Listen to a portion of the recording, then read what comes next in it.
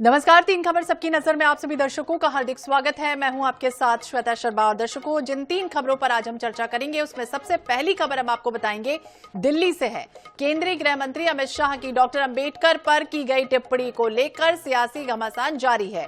दूसरी खबर है मध्य प्रदेश से, जहां प्रदेश में 52 ठिकानों पर आयकर विभाग ने बड़ी कार्रवाई की। आईटी विभाग के अधिकारियों ने भोपाल, इंदौर, ग्वालियर में संयुक्त कार्रवाई की।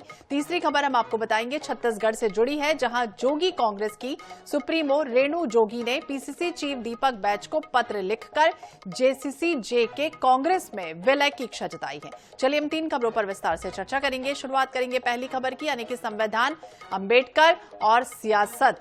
जिस तरह से दिल्ली की अगर बात की जाए, केंद्रीय गृह मंत्री अमित शाह की डॉक्टर अंबेडकर पर की गई टिप्पणी को लेकर सियासी घमासान लगातार जारी है। विपक्ष ने शाह पर अंबेडकर के अपमान का आरोप लगाया। वहीं विरोध में विपक्ष ने संसद से लेकर सड़क तक सरकार के खिलाफ मोर्चा खोल दिया। इधर बीजेपी ने भी प्रदर्शन का ऐलान किया। बीजेपी का यह कहना है कि कांग्रेस ने अंबेडकर का अपमान किया। और इस बीच देखिए, सदन के बाहर गहमा गहमी का माहौल बन गया। उड़ीसा के बालासोर से भाजपा सांसद है प्रताप सिंह सारंगी। संसद की सीढ़ियों से वो नीचे गिर गए, उनके सिर पर चोट लग गई और उन्हें फिर व्हील चेयर पर बिठाकर ट्रीटमेंट के लिए ले जाया गया। सारंगी ने यह आरोप लगा दिया है कि वो नेता प्रतिपक्ष राहुल गांधी की धक्का मुक्की की वजह से गिर गए थे। सारंगी ने यह भी कहा कि राहुल ने किसी सांसद को धक्का दिया, वो सांसद उनके ऊपर गिरा जिससे उन्हें चोट लग गई। इधर राहुल गांधी का यह आरोप है कि भाजपा सांसद उन्हें धमका रहे हैं। संसद के मेन गेट से उन्हें अंदर जाने नहीं दिया जा रहा था। वहीं कांग्रेस अध्यक्ष मल्लिकार्जुन खड़गे का यह कहना है कि भाजपा सांसदों ने राहुल और प्रियंका के साथ पहले धक्का मुक्की की और इस बीच राज्यसभा, लोकसभा दोनों ही सदन दोपहर 2 बजे तक के लिए स्थगित कर दिए। ये संसद के बाहर की देखिए तस्वीरें सामने आई हैं। एक दूसरे पर आरोप प्रत्यारोप मढ़ते रहे, धक्का मुक्की वहां होती रही और अचानक गिर गए। राहुल गांधी एक एमपी को धक्का लगा, मेरे ऊपर गिर पड़ा और मैं नीचे गिर गया। किसने धक्का मारा? राहुल गांधी ने? हाँ, राहुल गांधी ने। राहुल गांधी ने धक्का मारा? राहुल गांधी। कौन सी जगह पे सर? सर किस जगह पे? सर किस जगह पे? किस जगह पे? सीढ़ी के ऊपर में मैं खड़ा हुआ था और राहुल गांधी ने आकर के एक एमपी को धक्का लगा, वो मेरे ऊपर गिर पड़ा और मैं। पता नहीं, आपके शांत हो जाए, आपके कैमरा में होगा। ये पार्लियामेंट की एंट्रेंस है, इसमें मैं अंदर जाने की कोशिश कर रहा था तो बीजेपी के एमपी जो थे वो मुझे ऐसे रोकने की कोशिश कर रहे थे, धकेल रहे थे और मुझे धमका रहे थे, तो वो हुआ है।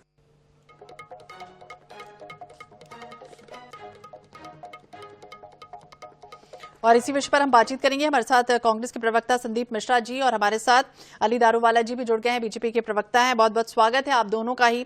और सबसे पहले संदीप जी, आपसे ही समझना चाहेंगे आखिरकार ही संसद के बाहर क्या कुछ हो रहा था। जिस तरह से डॉक्टर अंबेडकर को लेकर हम देख रहे हैं लगातार क्रिया प्रतिक्रिया सामने आ रही है और अब ये कह रहे हैं बीजेपी के सांसद प्रताप सारंगी की उन्हें धक्का दिया गया जिसकी वजह से वो गिर गए।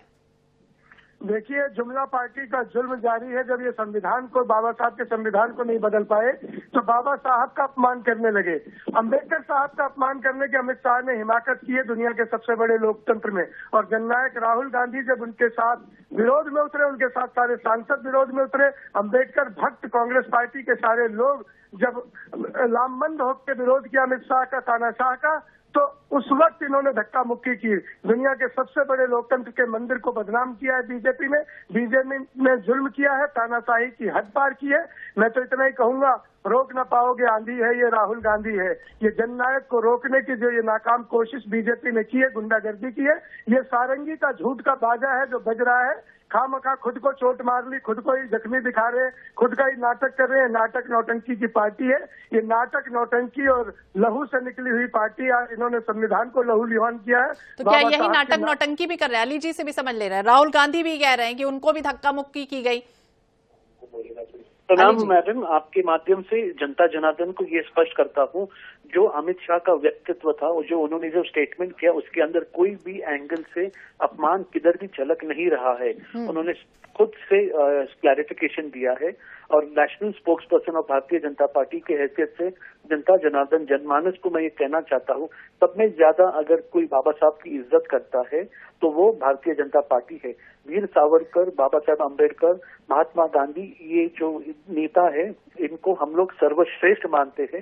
ये कांग्रेस का जो काम है, ये जो कट है, एवरी टाइम जो ट्विस्ट करके लोगों के सामने लाती है, इनके पास पार्लियामेंट में बात करने के लिए मुद्दे नहीं है।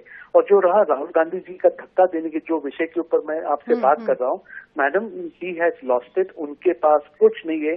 अग्रेशन अब उनके बदन से और उनके करतूतों से झलक रहा है। उनके पास आज कुछ भी नहीं है। अभी कल को ये हाथापाई करेंगे तो इससे अपनी आश्चर्यचकित नहीं होना है। This is what is Rahul Gandhi.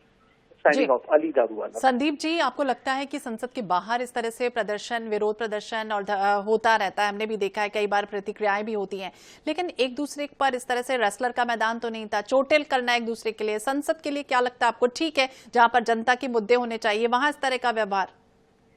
निश्चित ये बीजेपी का खौफ है और बीजेपी डरी हुई है। बीजेपी के पास ये वही लोग हैं जो गांधी के हत्यारे थे। ये गांधी की हत्या करने वाले आज गांधी पर हमला करने पर उतारू हो गए हैं।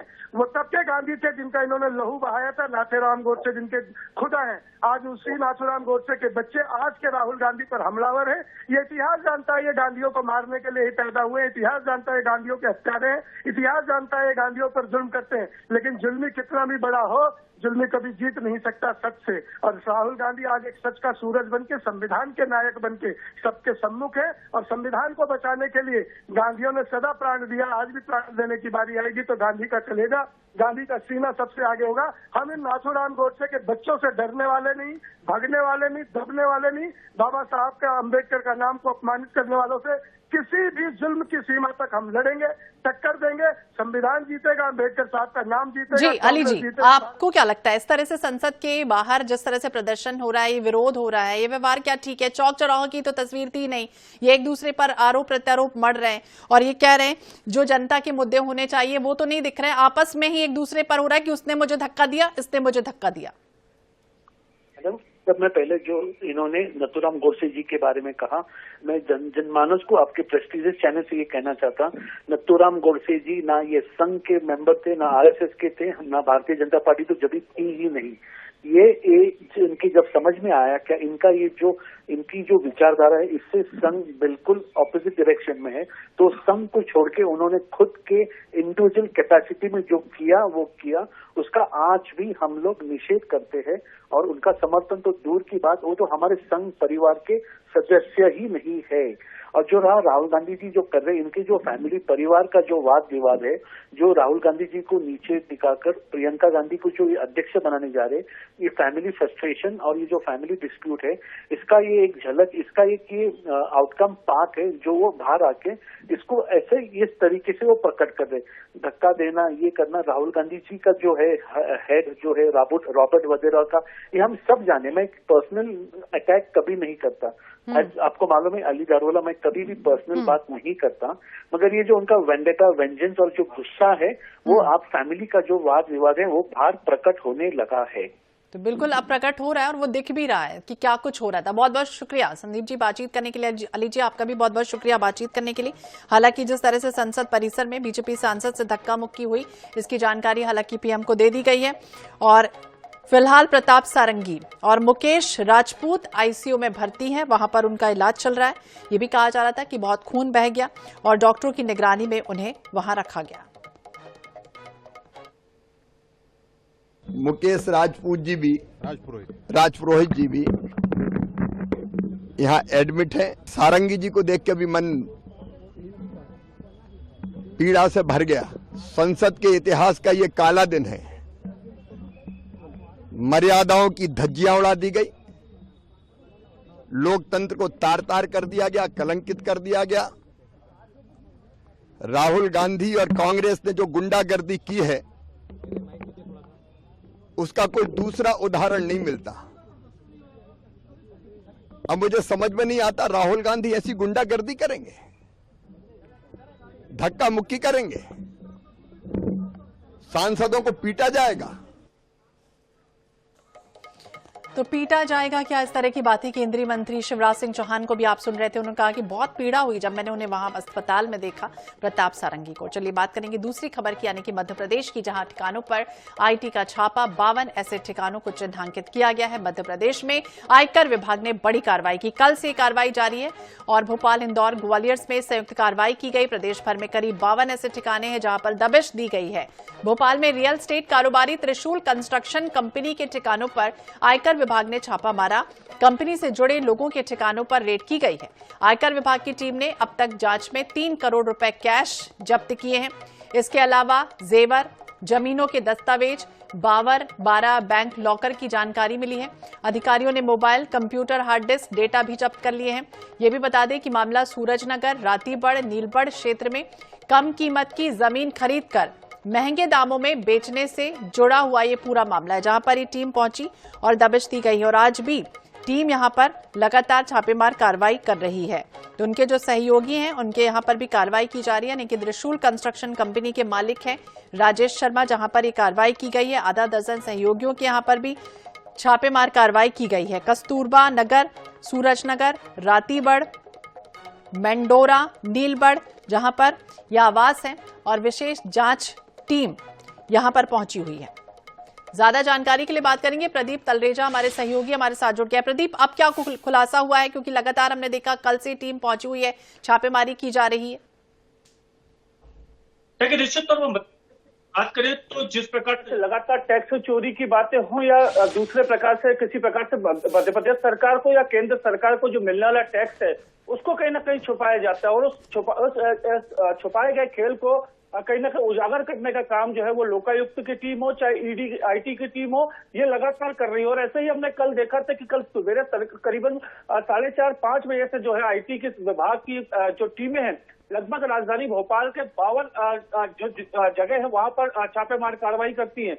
सिर्फ ये छापेमार कार्रवाई सिर्फ भोपाल तक से सीमित नहीं होती, इंदौर, ग्वालियर तक भी इनकी जो जड़ें है वो कहीं ना कहीं देखी जाती है। देखिए कल जिस प्रकार से कार्रवाई हुई, उस कार्रवाई में एक चीज ये तो जरूर निकल कर आई कि आखिर कहीं ना कहीं करोड़ों रुपए का जो टैक्स था वो चोरी किया गया था। और इसी टैक्स चोरी के मामले को लेकर देखिए आईटी ने बड़ा कल जो कार्रवाई की है।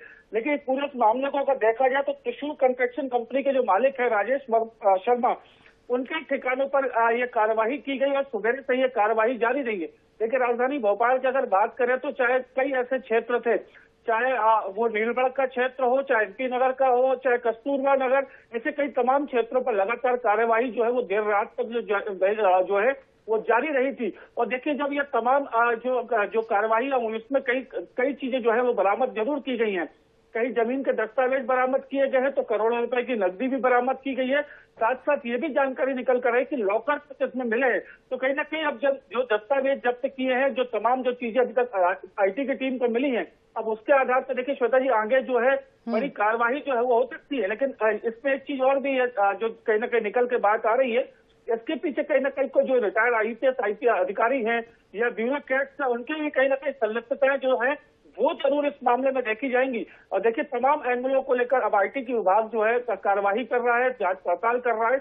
अब कहा यह जा रहा है कि बहुत जल्द इसमें जो बड़ा खुलासे हैं वो जरूर किए जा सकते हैं। तो बड़े खुलासे जल्द से जल्द होंगे। ब्यूरोक्रेट के भी नाम शामिल है, राजनेताओं का भी नाम शामिल है, चूंकि प्रदीप हमें बता रहे हैं। दूसरी तरफ ये भी अधिकारी कह रहे थे कि आय से अधिक संपत्ति से जुड़ा ये मामला और टैक्स चोरी, अवैध संपत्ति, अब जिस तरह से कहा जा रहा है कि दूसरे और जो व्यापारी हैं उनसे रिलेट करते हैं या फिर उनकी रडार में है, उनके यहाँ पर अगर टीम पहुंचेगी तो वो तो सतर्क हो जाएंगे।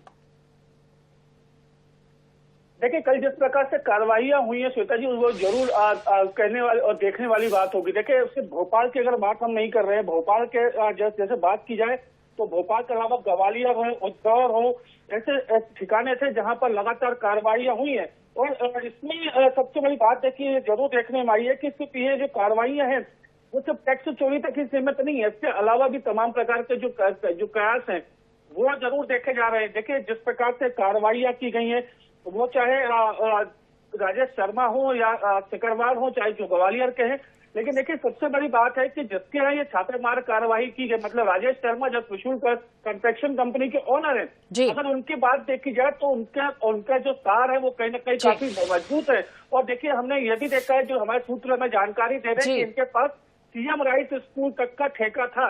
मतलब ये सीएम राइस स्कूल तक का काम करते थे, उनको बनाने का काम करते थे। लेकिन दूसरी सबसे बड़ी चीज देखिए, ये भी देखने में आई थी इस पूरे मामले को लेकर कि जो ब्यूरोक्रेट्स हैं उनका 2 नंबर का जो पैसा था वो ब्लैक को व्हाइट कैसे किया, ब्लैक को व्हाइट करने का भी कहीं ना कहीं खेल चल रहा था। बहुत बहुत शुक्रिया नजर बना रखिए प्रदीप तमाम जानकारी के लिए।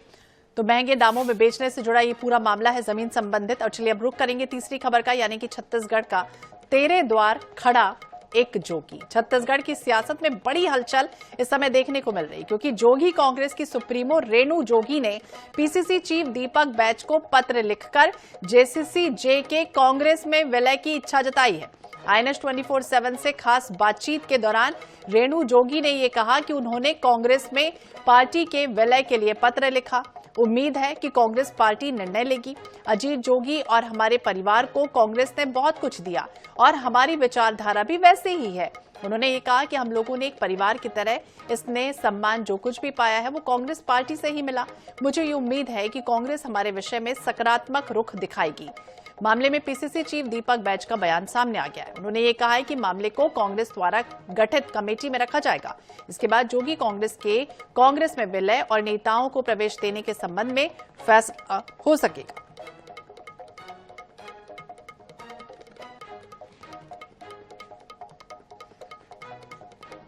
तो रेणु जोगी बोल रही हैं कि जेसीसी जे का कांग्रेस में विलय होगा। जेसीसी जे के प्रवक्ता भगवानू नायक हमारे साथ जुड़ गए। बहुत बहुत स्वागत है भगवानू जी आपका INS 24/7 पर। और आखिरकार अब विलय की स्थितियां क्यों बनती हुई नजर आ रही है? पत्र बकायदा लिख दिया गया। पहले तो ये कहा गया था कि विचारधारा नहीं मिल रही तो हम अलग हो रहे हैं, लेकिन अब अलग होने के बाद अब ये कह रहे हैं कि विचारधारा मिल रही है और अब फिर विलय की स्थितियां। देखिए, जिस प्रकार अभी देश भजन कर वो राजनीति में कहीं न कहीं प्रवेश करके जातिवाद की राजनीति, भारत के संविधान को कहीं न कहीं बदलने की पूरी समय जो है मौजूदा कहीं न कहीं कांग्रेस विचारधारा। भगवानू जी आपको रोकना चाहेंगे, माफ कीजिएगा, आपकी तकनीकी कारणों की वजह से आपकी आवाज हम तक ठीक से नहीं पहुंच रही है।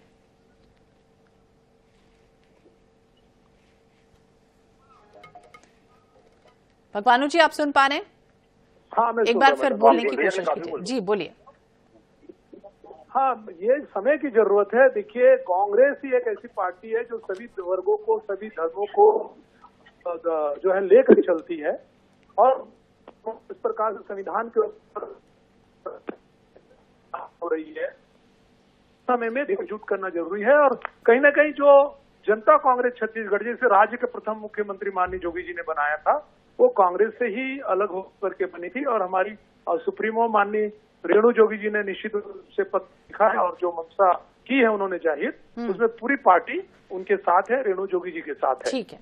धनंजय सिंह ठाकुर जी भी हमारे साथ जुड़े, कांग्रेस के प्रवक्ता। धनंजय जी स्वागत है आपका INS 24/7 पर। और क्या कुछ निर्णय होने वाला है कांग्रेस में? अगर बात की जाए रेणु जोगी के मामले में, अजीत जोगी ने जिस तरह से पार्टी बनाई थी जेसीसी जे को लेकर, अब ये कह रहे हैं कि हमारी पहले विचारधारा सेम टू सेम है। और क्या करने वाली है कांग्रेस? यानी सुबह का भूला अगर घर शाम को आ जाए। देखिए, अभी हमें भी समाचार माध्यमों से पता चला है कि रेणु जोगी जी ने कांग्रेस पार्टी में अपने पार्टी को, संगठन को विलय करने के लिए पत्र लिखे हैं, लेकिन वो पत्र अभी हमें प्राप्त नहीं हुई है। और अगर पत्र हमें जब मिलेगा तो उसमें प्रदेश के हमारे वरिष्ठ नेतागण विचार करेंगे और पत्र को जो है AICC को भेजा जाएगा, क्योंकि पार्टी में विलय करने का जो फैसला जो होता है वो केंद्रीय नेतृत्व करता है, AICC करता है। तो अभी हमारे पास ये कोई पत्र मिला नहीं है, तो जैसे ही पत्र प्राप्त होगा इसमें स्थानीय स्तर पर नेता विचार करेंगे और उसके ICC भेजेंगे, फिर ICC के निर्णय से सर्वोपरि होगा। जी, तो जो भी निर्णय होगा वो हाईकमान ही लेगा। बहुत बहुत शुक्रिया धनंजय जी बातचीत करने के लिए। भगवानू जी आपका भी बहुत बहुत शुक्रिया बातचीत करने के लिए।